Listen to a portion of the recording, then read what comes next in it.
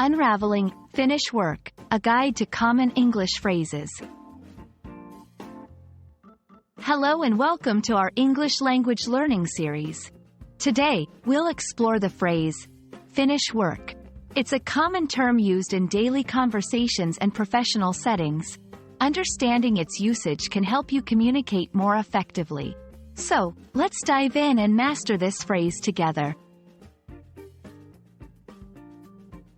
The phrase, finish work, can be understood in two main contexts. First, it refers to the completion of a task or job.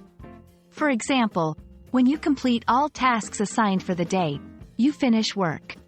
Secondly, it can also signify the end of a workday. When the clock hits your quitting time, you finish work for the day. While finish work seems straightforward, there are some nuances. For instance, the timing can vary greatly depending on the job or task. A project may take hours, days, or even months to finish. Moreover, finish work can be a statement of intention, when you plan to complete something soon, or a statement of fact, when you have already completed it. Let's see how to use finish work in sentences. I can't wait to finish work and go on vacation. What time do you usually finish work? She finished work on the project last week.